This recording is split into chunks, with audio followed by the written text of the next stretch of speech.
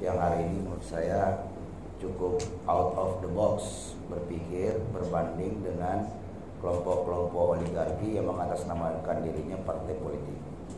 Nah, adapun yang saya ingin apalagi ini kita diskusikan lagi lebih lanjut terkait masalah bahwa gagasan-gagasan terkait masalah fungsi daripada DPD RI ini yang merupakan senator-senator daripada setiap provinsi yang ada di Indonesia ini itu sudah berkali-kali memberikan gagasan kepada partai politik, namun tidak pernah didengar. Ya kan? Nah, di sisi lain hasil amandemen Undang-Undang Dasar 45 ini kontradiksinya banyak sekali terkait masalah pasal 6A bahwa presiden wakil presiden hanya dapat dicalonkan melalui partai politik.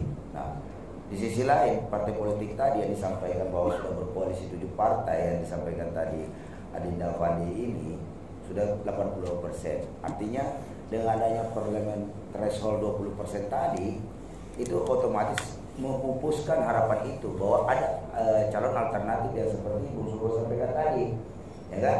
Nah, ini tentunya menjadi sebuah kekhawatiran kita juga dalam hal meningkatkan demokrasi di Indonesia.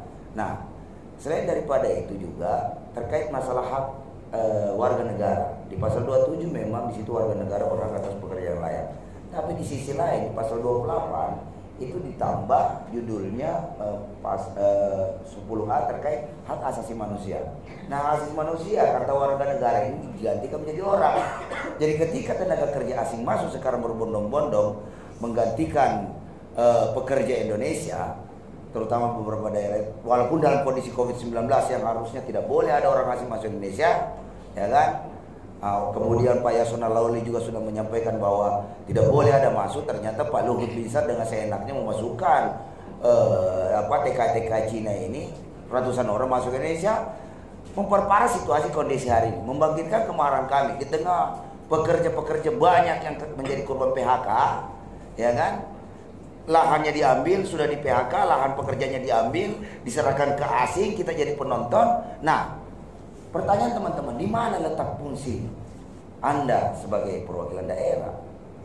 Kenapa Anda tadi hanya menyampaikan bahwa kami sudah sampaikan, tapi tidak pernah didengar oleh anggota DPR? Kenapa Anda tidak berpikir bahwa karena saya dipilih oleh rakyat saya, konstituen saya di provinsi, bagaimana kalau saya gerakan seluruh provinsi ini untuk mendukung gagasan saya amandemen Undang-Undang Dasar 45 untuk mendudukan posisi DPD ini setara dengan DPR RI? Iya kan? Kan mau dibangun kekuatan rakyatnya, kedaulatan kan ada di tangan rakyat. Nah, iya kan? DPD berkolaborasi dengan rakyat, kita amandemen Undang-Undang Dasar 45 itu sesuai dengan keinginan rakyat. Itu yang harus kita kawal. Sehingga pertemuan ini tidak mubazir dan kita juga jadi alumni juga bangga dalam konteks kali ini bisa memberikan gagasan-gagasan solutif yang memperbaiki sistem demokrasi kebangsaan ke depan, sistem perekonomian kita ke depan, sistem hak-hak kewarganegaraan ke depan menjadi lebih baik, sehingga cita-cita proklamator kita menjadikan negara bangsa ini berkeadilan sosial bagi seluruh Indonesia, menciptakan masyarakat adil dan makmur bisa terwujudkan dengan orang. Ya, jadi saya harapkan DPD RI mau berkoalisi dan berkolaborasi dengan rakyat. Kalau misalnya partai-partai oligarki, semua orang udah tahu kok partai politik yang ada hari ini yang 7 itu kan sifatnya feodal, oligarki dan transaksional. Nah, sekarang ada masih diberikan karena Indonesia ini dilindungi atas rahmat Allah kemerdekaannya, maka dimunculkanlah DPD-DPD ini yang hari ini sebagian dibilang Bang Tamsil tadi dibancikan gitu loh. Nah, kita akan menciptakan DPD-DPD ini menjadi parlemen yang perkasa, yang mantap dan perkasa atas dukungan rakyat. Maka dari itu sengaja, jadi tidak ada salah aktivis-aktivis yang hadir di seluruh Indonesia di masing-masing konstituen, temui mereka bahwa saya laporkan kepada mereka. Karena DPD mau melapor kemana? Kan sudah dilaporkan kepada Allah lewat sholat-sholat dan doa-doanya di ibadah. Nah, untuk implementasinya adalah melapor kepada konstituennya gitu loh.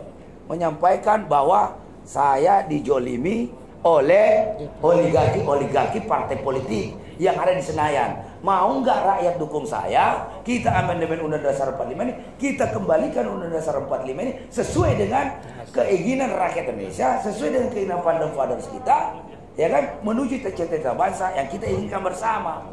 Nah, saya pikir harus ada political will juga dari DPD, dan insya Allah rakyat siap mendukung.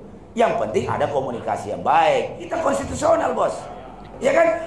Partai politik, ya kan, dibiayai oleh negara untuk menciptakan oligarki. DPD dibiayai oleh negara untuk menciptakan kekuatan kedaulatan rakyat, memperbaiki konstitusi, sehingga tidak lagi ada kita pilih nanti besok. Anda bisa bayangkan yang disampaikan tadi, ketika calon presiden hanya tunggal lawan kardus kosong. Nah, kota kosong itu, ya kan, akhirnya yang menang. Itu sudah ada contohnya. Di tempat saya, kota Makassar, wali kotanya kemarin yang menang kota kosong, mau disimpan, itu sudah ada contohnya. Jadi jangan sampai republik ini seperti itu nasibnya. Mau disimpan di mana wajah Indonesia ini di mata internasional kalau presiden yang dipilihnya pun dikalahkan oleh kardus kosong, atau karena kota suaranya yang dari kardus itu digembok. Ini kan, ini. Jadi saya sekali lagi saya minta di sini, tapi saya kejar besok. Saya minta komitmennya, karena Anda adalah representatif kami dari setiap provinsi, ya kan? Wajar dong kami meminta kepada Anda, karena saya anggap ada kebuntuan politik ketika saya harus berhadapan dengan partai politik. Mereka hanya bisa berkompromi dengan oligarki, dan dia tidak pernah mengakomodir kepentingan rakyat. Contohnya apa? Undang-undang Omnibus Law. Nah, itu saya minta komitmen dari DPD, mau nggak berkolaborasi dengan rakyat. Kami siap. Teman-teman organisasi di serikat pekerja, organisasi lain, kita akan turun ke jalan, kita akan turun ke masyarakat, kita akan sosialisasikan bahwa tujuan yang mulia daripada DPD ini untuk mengembalikan bahwa negara ini, kedaulatan negara ini ada di tangan rakyat. Demikian dari saya. Assalamualaikum warahmatullahi wabarakatuh.